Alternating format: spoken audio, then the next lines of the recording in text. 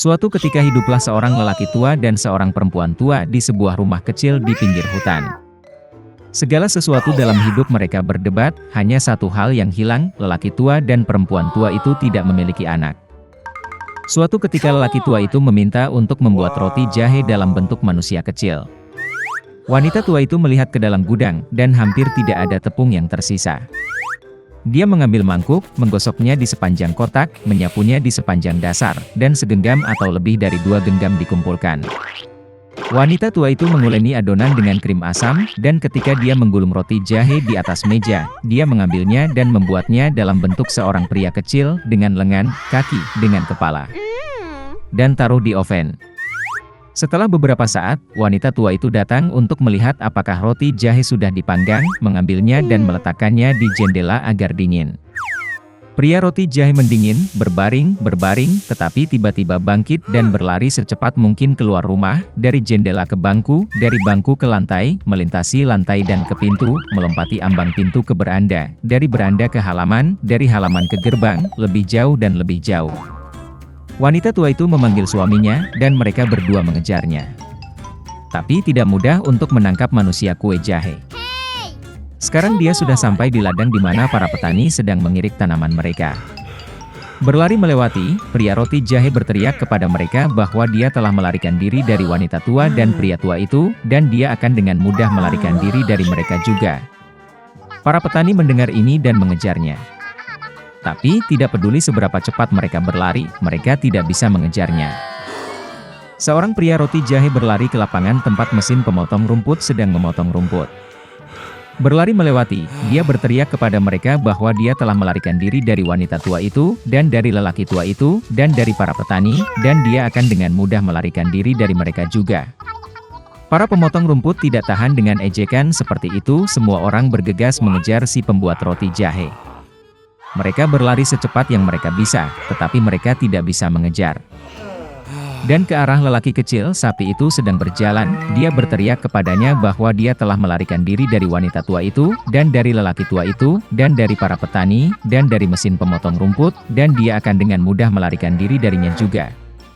Sapi itu marah, dan juga mengejar manusia kue jahe itu. Hanya dia yang tidak bisa mengejar. Dan seekor babi bertemu dengannya. Pria kecil itu berteriak bahwa dia telah melarikan diri dari wanita tua itu, dan dari pria tua itu, dan dari para petani, dan dari mesin pemotong rumput, dan dari sapi, dan dia akan dengan mudah melarikan diri darinya juga. Seekor babi memekik dan berlari mengejar. Hanya saja dia tidak bisa mengejar, dia terlalu gemuk. Seorang pria roti jahe berlari di sepanjang jalan, dan seekor kelinci bertemu dengannya. Pria kecil itu berkata bahwa dia telah melarikan diri dari wanita tua itu, dan dari lelaki tua itu, dan dari para petani, dan dari pemotong rumput, dan dari sapi, dan dari babi, dan dia dengan mudah akan melarikan diri darinya juga. Kelinci itu mendengar ini, dan mengejarnya. Dia juga tidak dapat mengejar pria kecil itu, hanya kelinci yang melihatnya. Seorang pria roti jahe berlari, dan seekor serigala bertemu dengannya, "Aku akan memakanmu," kata.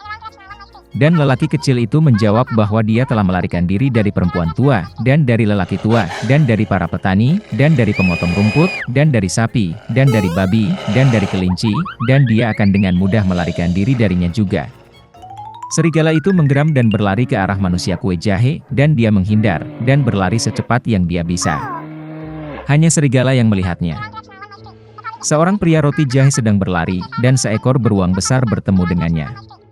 Pria kecilnya tidak takut, tetapi berteriak bahwa dia telah melarikan diri dari wanita tua itu, dan dari lelaki tua itu, dan dari para petani, dan dari mesin pemotong rumput, dan dari sapi, dan dari babi, dan dari kelinci, dan dari serigala, dan dia akan dengan mudah melarikan diri darinya juga.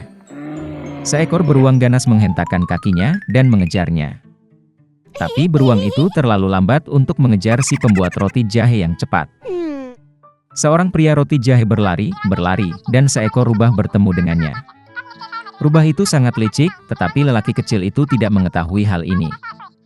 Oleh karena itu, karena kebiasaan, dia mulai berteriak bahwa dia telah melarikan diri dari wanita tua, dan dari lelaki tua, dan dari para petani, dan dari pemotong rumput, dan dari sapi, dan dari babi, dan dari kelinci, dan dari serigala, dan dari beruang, yang artinya dia akan dengan mudah lari darinya juga. Rubah mendengarkan sampai akhir, dan berkata bahwa dia sangat tua, tidak mendengar apapun.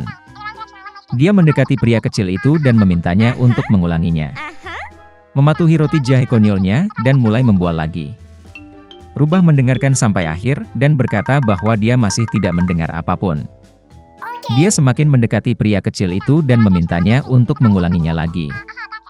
Pria roti jahe setuju, dan kemudian saja dia memulai lagi, saat Rubah menerkamnya dan makan. Dan pria kue jahe tidak lagi membual tentang. Dahulu kala ada seorang saudagar kaya yang memiliki 3 orang putri. Putri bungsu disebut kecantikan. Para suster tidak menyukainya karena dia adalah favorit semua orang. Suatu hari sang ayah akan pergi ke kota dan bertanya kepada putri-putrinya apa yang harus dibawa sebagai hadiah. Para kakak perempuan meminta gaun dan perhiasan berharga, dan yang lebih muda meminta mawar merah, yang paling indah di dunia. Pedagang itu menjadi bijaksana, tetapi berjanji bahwa dia akan melakukan segala kemungkinan untuk menemukan bunga seperti itu. Dan berangkat. Sang ayah dengan cepat menemukan hadiah untuk anak perempuannya yang tertua, tetapi untuk yang termuda dia tidak dapat menemukannya. Setiap mawar yang ditemui pedagang dalam perjalanannya lebih indah dari yang sebelumnya. Kemanapun dia melihat. Dan kemudian jalan membawanya ke hutan lebat. Di sana sangat gelap dan dingin. Tiba-tiba cahaya muncul di kejauhan. Mendekati, pedagang itu melihat sebuah kastil kuno yang besar, semuanya dari emas dan berlian. Memasuki gerbangnya, dia memasuki aula yang penuh dengan permata. Dia melihat bahwa ada meja di tengah aula, dan tidak ada piring di atasnya, dan semua piring terbuat dari perak dan emas. Tapi kastil itu kosong, tidak ada siapa-siapa. Pedagang itu mengira pemiliknya mungkin akan datang sebentar lagi. Dia menunggu 1, 2, 3 jam tidak ada yang muncul. Pedagang itu tidak bisa menahan diri dan duduk di meja. Setelah makan dari perut, orang tua itu berangkat. Mengemudi di sepanjang gang, pedagang itu melihat semak mawar dengan keindahan yang belum pernah terjadi sebelumnya, dan teringat permintaan putri bungsunya. Dia menyetir dan memetik mawar yang paling indah. Pada saat yang sama, kilat menyambar, guntur menyambar, terdengar suara gemuruh, dan bangkit, seolah-olah keluar dari tanah, di depan pedagang dan bukan binatang atau manusia, tetapi semacam monster, mengerikan dan berbulu. Terlalu marah pedagang itu memilih bunga favoritnya alih-alih berterima kasih kepada pemiliknya atas keramahannya. Orang tua itu sangat ketakutan, dan berkata bahwa dia akan melakukan apapun, selama dia tidak membunuhnya. Untuk pelanggaran seperti itu, binatang itu setuju untuk menikahi salah satu putrinya. Tapi hanya orang yang ingin datang sendiri, karena cintanya pada ayahnya. Dan jika tidak ada yang datang, maka pedagang itu mati. Orang tua itu berduka, dan memutuskan untuk pulang, untuk mengucapkan selamat tinggal kepada putrinya. Dia tidak ingin menyerahkan salah satu dari mereka untuk binatang buas. Aku naik kudaku dan pulang. Setelah bertemu dengan anak-anak, dia memberikan hadiah kepada semua orang, dan menceritakan tentang petualangannya. Para kakak perempuan menerkam yang lebih muda, kata mereka, itu salahnya, dia memesan bunga yang buruk, yang sekarang harus dibayar ayahnya dengan nyawanya. Kemana si cantik menjawab bahwa dia dengan senang hati akan pergi ke binatang buas itu, bukan ayahnya. Jadi, keesokan harinya, Beauty mulai berkembang. Kuda itu dengan cepat menemukan jalan kembali ke kastil. Memasuki aula, dia menemukan meja dengan anggur dan makanan lezat. Si cantik mengira binatang itu ingin memakannya, jadi dia memberinya makan. Segera setelah dia makan malam, terdengar suara gemuruh, dan monster yang mengerikan dan berbulu muncul, seolah-olah dari bawah tanah. Dan binatang itu berkata kepada kecantikan bahwa karena dia sendiri datang ke sini atas kemauannya sendiri, itu berarti dia memiliki hati yang baik. Dan monster itu juga akan baik padanya. Dan dengan kata-kata ini, binatang itu menghilang. Bangun di pagi hari, Beauty memutuskan untuk berjalan-jalan. Memasuki salah satu ruangan, dia melihat tulisan di atas meja, apapun keinginan kecantikan, aku akan lakukan. Gadis itu berpikir bahwa bagaimanapun monster itu baik, dan mungkin dia tidak akan memakannya. Jadi mereka hidup untuk waktu yang lama, binatang itu memperlakukan kecantikan dengan sangat baik, dan memenuhi semua keinginannya. Suatu hari gadis itu bermimpi ayahnya sakit. Dia benar-benar ingin mengunjunginya. Si cantik menangis dengan air mata meminta Beast untuk melepaskannya, dan berjanji bahwa dia pasti akan kembali. Monster itu menjawab bahwa dia bebas, dan dapat kembali kapanpun dia mau. Keesokan harinya, si cantik mengenakan pakaian termahal dan pergi ke ayahnya. Dia sangat senang melihat putrinya selamat dan sehat. Kakak-kakak perempuannya berlari dan melihat bahwa dia menjadi lebih cantik, dan bahkan berpakaian seperti ratu. Seminggu kemudian, Beauty bermimpi bahwa binatang itu terbaring di rumput di taman dan sekarat. Dia terbangun dengan ketakutan dan memutuskan untuk segera kembali dan menyembuhkannya. Ketika gadis itu mendekati kastil, dia melihat tubuh Beast yang tak bernyawa di atas rumput. Hatinya hancur karena kasihan. Si cantik berlari ke arahnya dengan air mata, dan menciumnya. Dan pada saat yang sama petir menyambar, guntur menyambar, seluruh kastil diterangi dengan cahaya terang, dan musik dimainkan di mana-mana.